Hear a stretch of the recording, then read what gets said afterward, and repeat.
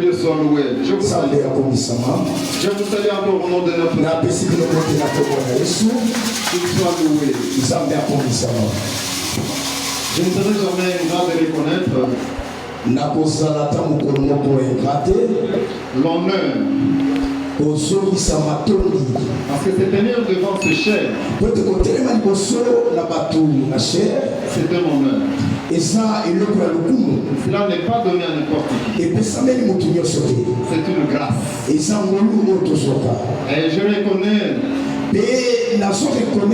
Dieu notre Père par le truchement de son serviteur, l'apôtre Mbo, et je reconnais, et qui accepte à tout moment de nous tendre la main pour partager avec le peuple de Dieu la bonne nouvelle. Que le Seigneur vous bénisse. Avant que nous puissions parler de l'exhortation de ce soir, je voudrais nous transmettre la salutation qui est venue de nos bien-aimés du plateau de Ils m'ont demandé de vous transmettre leur salutation.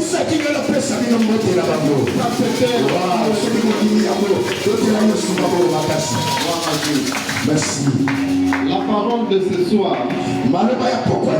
l'exhortation que nous allons partager, nous la tirons dans deux textes différents. Nous allons commencer par lire les Actes des Apôtres chapitre 1, verset 3 et le verset 4. Et nous passerons à l'évangile selon Jean, au chapitre 21,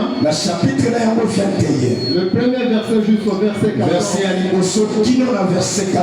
Alors notre maman, Maman Victoire, si elle est prête, elle va nous faire la lecture pendant que tous nous serons debout pour honorer son nom. Actes des Apôtres, chapitre 1er, le verset 3 et le verset 4. Ok, nous lisons le livre des Actes des Apôtres, chapitre 1, verset 3 à 4. Nous lisons au nom de Jésus. Amen.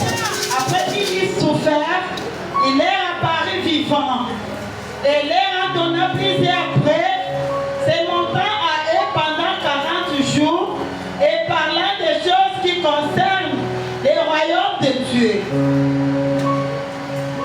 Comme il s'est trouvé avec eux, il leur recommanda de ne pas s'éloigner de Jérusalem, mais d'attendre ce que le Père avait promis, ce que je vous ai annoncé, leur dit-il. Amen. Amen. Et nous lisons, nous passons, là nous allons nous asseoir. Et nous lisons maintenant le nom texte. Jean chapitre 21, le verset 1 jusqu'au verset 14. Ok, nous lisons au nom de Jésus. Amen. Le livre de Jean chapitre 21, verset 1 à 14, nous lisons au nom de Jésus-Christ. Amen. Après cela, Jésus se montra encore aux disciples sur le bord de la mer de Tibériade. Et voici de quelle manière il se montra. Simon-Pierre, Thomas, appelé Didyme, Nathanaël, de Cana à Galilée, les fils de Zébédée et des autres disciples de Jésus étaient ensemble. Simon-Pierre leur dit, je vais pêcher. Il lui dit, nous allons aussi avec toi. Ils sortirent et montèrent dans une barque. Et cette nuit-là, il ne prit rien. Le matin étant venu, Jésus se trouva sur les rivages. Mais les disciples ne savaient pas que c'était Jésus. Jésus leur dit, enfants, n'avez-vous rien à manger? Ils lui répondirent non. Il leur dit, jetez le filet du côté droit de la barque et vous trouverez. et vous trouverez. Il les a jetés dedans et il ne pouvait plus les retirer à cause de la grande quantité de poissons. Alors les disciples que Jésus aimait dit à Pierre, c'est le Seigneur. Et Simon-Pierre, dès qu'il lui entendit que c'était le Seigneur, mit son vêtement et sa ceinture, car il était nu, et se jeta dans la mer. Les autres disciples virent avec la barque, tirant le filet plein de poissons, car il n'était éloigné des terres que d'environ 200 coudées. Lorsqu'ils furent descendus à terre, ils virent là des charbons allumés, du poisson dessus et du pain. Jésus leur dit, apportez des poissons que vous venez de prendre. Simon-Pierre monta dans la barque et tira à terre le filet plein de 153 grands poissons. Et quoi qu'il y ait en une temps, les filets ne se rompirent point. Jésus leur dit, venez, mangez. Et aucun des disciples n'osait lui demander qui es-tu, sachant que c'était le Seigneur. Jésus s'approcha, prit le pain et leur en donnant, il fit les mains du poisson. C'était déjà la troisième fois que Jésus se montrait à ses disciples depuis qu'il était ressuscité des morts. Parole du Seigneur. Amen. Est-ce que nous pouvons acclamer maintenant? Merci.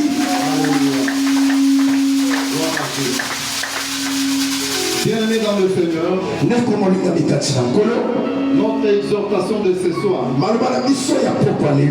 l'avons intitulée Ne t'éloigne pas de Jérusalem. Ne t'éloigne pas de Jérusalem. Le dimanche passé, l'apôtre nous a exhortés. Ne sois pas incrédule, mais crois seulement. Bien-aimé dans le Seigneur, la période que nous sommes en train de traverser, commençant par la résurrection de notre Seigneur jusqu'à la Pentecôte que nous attendons, c'est un temps de réflexion. C'est un temps que nous devons examiner. Nous devons examiner profondément si réellement si nous aimons le Seigneur et si réellement nous sommes attachés à lui. C'est un temps que chacun de nous ici doit s'examiner et se poser la question: quelle est ma position par rapport à la Pentecôte que j'attends? Parce que selon l'histoire de l'Église, après la résurrection, la grande fête que nous attendons, c'est la Pentecôte. C'est une fête très grande. Et c'est une fête pour les chrétiens qui sont nés de nouveau. Je voudrais insister là-dessus. Que c'est une fête des chrétiens nés de nouveau.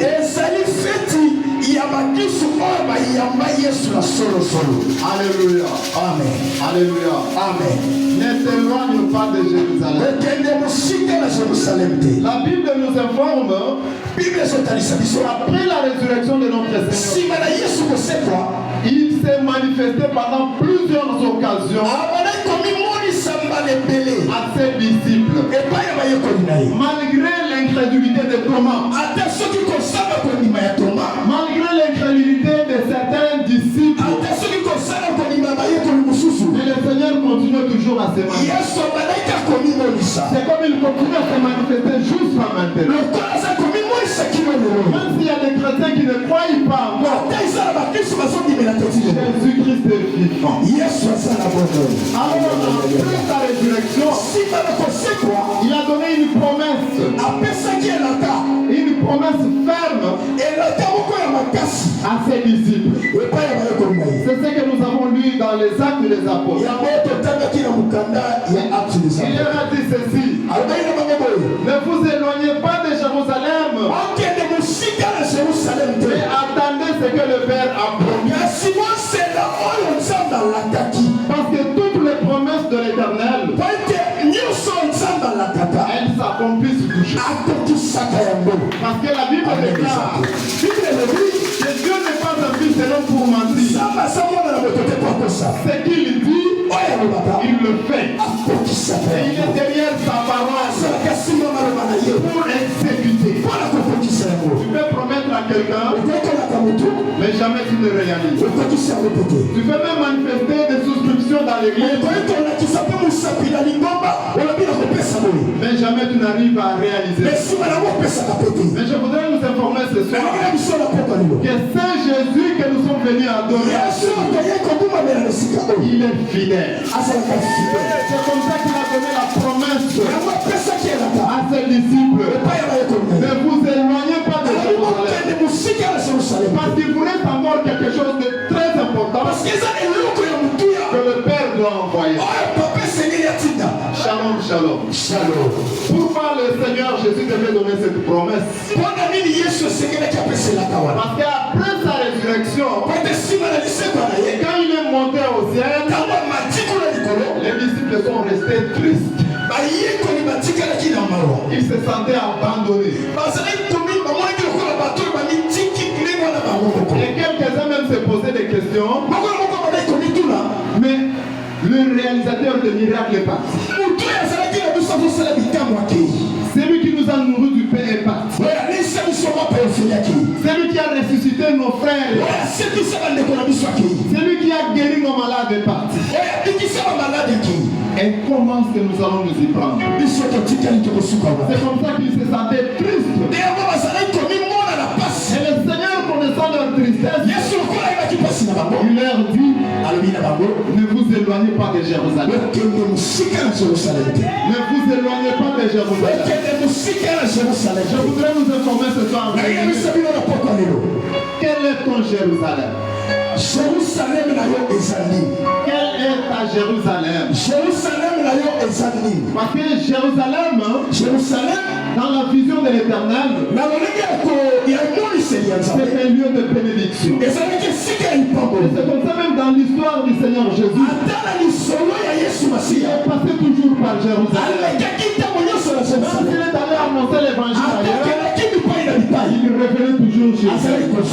Il revenait toujours à Jérusalem. C'est un lieu de bénédiction. Et c'est comme ça qu'il a promis aux disciples: ne vous éloignez pas de Jérusalem. Parce que c'est dans ce lieu-là que le Seigneur avait promis il viendrait se manifester dans leur vie. Alors qu'est-ce qui s'est passé? Après son ascension, quand il est monté au ciel, les disciples se sont retrouvés quelque part. Comme par habitude, ils se sont dit: le Seigneur nous a instruit que nous devons rester à Jérusalem. Nous devons attendre ici la promesse du Père. Alléluia. Amen. Bienvenue dans le Seigneur. C'est Jérusalem-là. Je voudrais te rappeler ce soir. C'est ton église. C'est ton église. L'église Siloé. C'est engagé. On vient de rencontre avec ton Dieu. Avec ton Dieu. Le Seigneur ne pourra jamais te bénir en dehors de l'église. Tu dois demeurer en lieu où il t'a placé. Écoutez ce qui est arrivé au début. Alors qu'ils étaient ensemble, il y a eu un leader parmi les disciples. L'apôtre Pierre. Il fit un pécheur. Et quand le Seigneur l'avait appelé pour le suivre, il avait abandonné son travail. Il avait abandonné tout ça. Même les filets, il les avait abandonnés. Il avait même oublié le fleuve. Et il avait suivi Jésus. Et c'était lui le premier à poser la question. Seigneur Jésus, nous avons tout quitté. Qu'est-ce que nous allons gagner en te suivant? Le Seigneur n'avait pas manqué de réponse. Il leur a dit, au siècle présent, vous recevez des bénédictions. Dans le siècle à venir, vous serez à vie éternelle. Dans le Seigneur. Bien que Pierre avait compris cela, après l'ascension du Seigneur, après avoir reçu la recommandation de rester à Jérusalem, et même Pierre va influencer les autres disciples pour rentrer au fleuve, va rentrer à la pêche. Et c'est comme ça que dans l'église, il y a certains leaders, il y a certains enfants de Dieu qui ont une mauvaise influence qui influence les autres disciples pour abandonner leur église, pour aller ailleurs, croyant que Dieu, parce qu'il se manifeste partout, alors je peux aller ailleurs, je peux trouver la bénédiction. Je voudrais me rassurer ce soir. La bénédiction ne se trouve pas en dehors de Dieu. En dehors du lieu où Dieu t'a placé, il n'y a pas de bénédiction. Pierre va résoudre ton problème. À cause de l'absence de Jésus-Christ. Pendant cette période de résurrection et de la Pentecôte, comme il trouvait que Jésus retardait encore, il est rentré à la pêche. Il est rentré à la pêche. Et non seulement qu'il est allé seul, il n'est pas allé seul, mais il a emporté aussi certains disciples qui étaient faibles d'esprit, qui étaient mal affermis. Ils ont suivi Pierre à la pêche. Et pendant qu'ils sont rentrés, parce que la Bible dit, Pierre, pendant qu'il informait les autres que moi je rentre à la pêche, les autres disciples qui se sentaient aussi comme Pierre, qui n'avaient plus d'espoir, ils se sont dit, nous aussi nous allons aller. Bien-aimés dans le Seigneur, je voudrais nous informer ce soir. Ne te laisse pas partir par n'importe qui. Ne te laisse pas convaincre par n'importe qui. Reste ferme dans ta foi. Tu avais connu Jésus dans ta vie. Reste ferme dans ta foi. Et attends patiemment la bénédiction de l'Éternel. C'est là la commune qui s'allie sur le pas mourir ensemble. Pierre est rentré à la rivière. Et ils ont commencé à pêcher. Avec les autres disciples. Pierre était un expert. Il connaissait bien la pêche. Il connaissait les eaux profondes. Il connaissait là où les poissons pondent les œufs. Il connaissait la période qu'il pouvait attraper. Mais quand il est rentré, il n'a rien douté. La Bible nous dit qu'ils ont pêché toute la nuit. Ils n'ont rien reçu. Aucun poisson. Moi je me disais, attends, vous dois acquitter. Attends,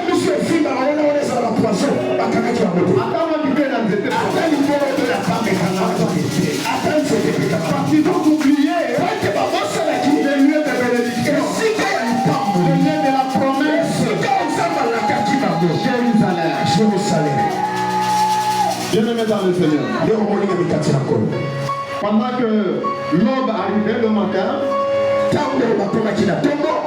le Seigneur des Seigneurs leur apparaît. Jésus est compatissant. Même si vous allez aller toujours. Parce qu'ils vous aiment. Et par cette occasion de leur prédication, par cette occasion de prédication de ces serviteurs, il est en train de suivre. Bien-aimé dans le Seigneur, il nous a trouvé, il leur a posé la question. Enfant, n'avez-vous rien trouvé? Et ils ont répondu. Je me disais que c'était Pierre qui devait répondre. Parce que tous les autres chrétiens l'ont suivi. Alors ils ont répondu. Nous n'avons rien trouvé. Et après cela, le Seigneur l'ordonne. Pierre, prends ton filet à un lieu précis. Jette ton filet là-bas. Et quand Pierre a obéi à l'ordre du Seigneur, et il est allé au lieu où le Seigneur l'avait laissé, et quand il a jeté le filet, la Bible nous dit ils ont ramené 153 gros poissons. Alléluia. Amen. C'était moi, j'allais acclamer beaucoup plus. Il est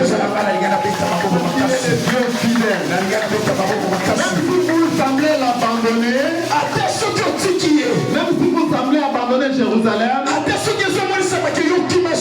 un jour, vous devez penser et vous devez revenir. Parce que ton lieu de bénédiction est là. Alors, quand ils ont ramené les 153 gros,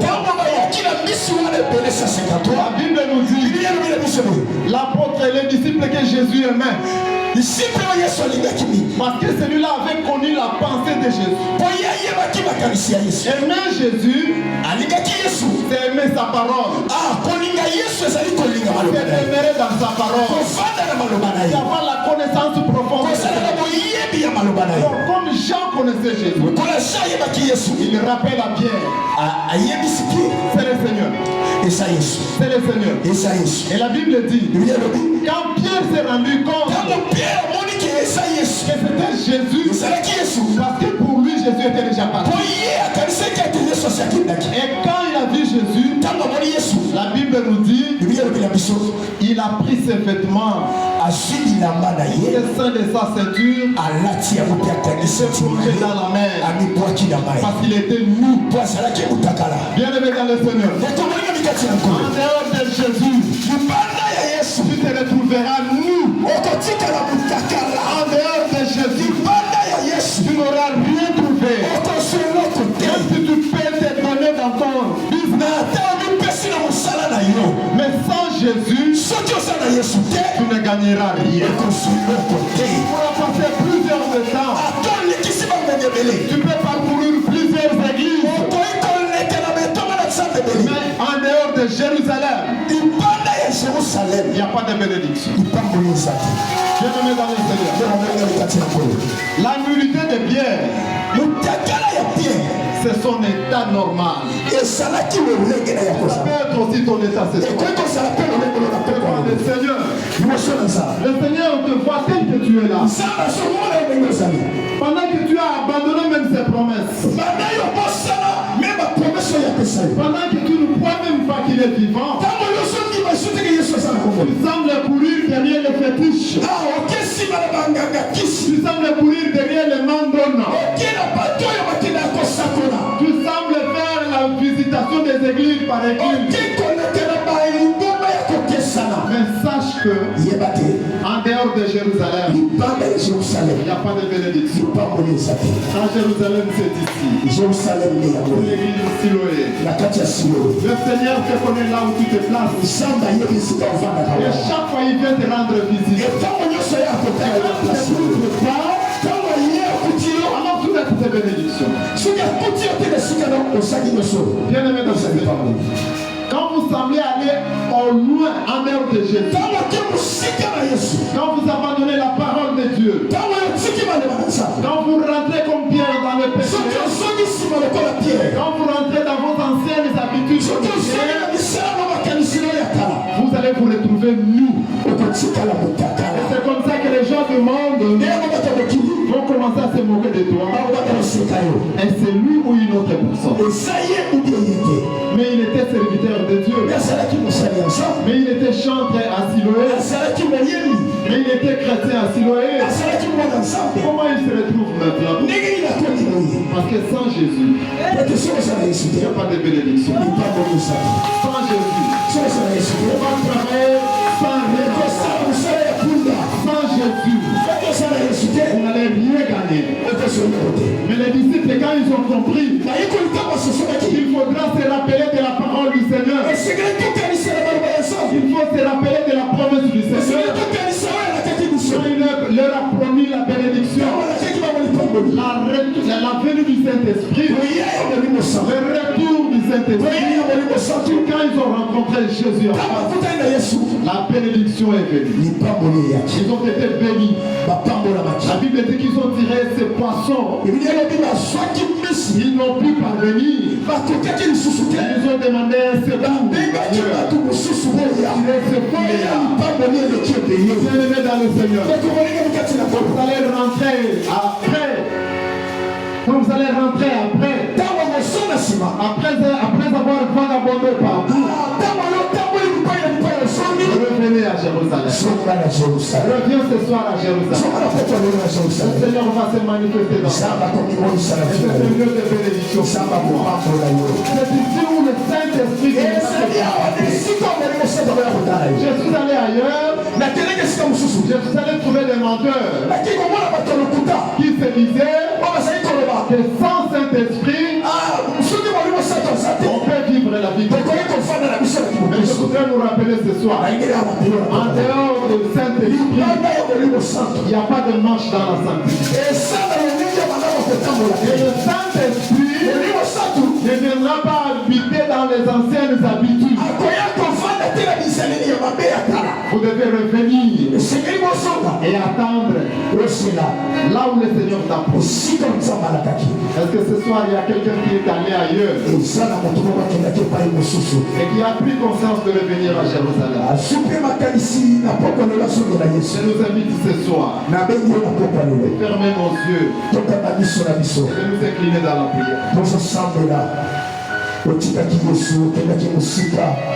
obosalaki nzambe na bisaleli na yo na makambo na yo na lolengelo ya kotambola kene bakotaki mosuku apesaki nzambe lokumu te na mpoka lelo bimi kosongela nzambe lumba motu na yo banda kosambela yebisa nzambe na mpoka lelo papa nazongi epai na yo yesolokelanga mawa limisanga bien-aimé koyoka soni ya kosenga bolimbisi te parce que le salaire des péchés c'est la mort. Mais le don gratuit de Dieu, c'est la vie éternelle en Jésus-Christ. Voilà qu'on sait que l'on est ici. On s'en met la commune là aussi. S'en met la psychosome. S'en met là. Merci. On va le sang dans les Israël. Toi qui pardonnes mon péché, Seigneur Jésus. Toi qui pardonnes mon péché. On va le sang dans les Israël. Seigneur, pardonne nos iniquités. Pardonne nos fautes, pardonne nos transgressions. Nous avions péché, nous avions abandonné ta parole. Ce soir, nous voici la communauté prière. Pour le Père et le Papa, au parole du Seigneur Jésus.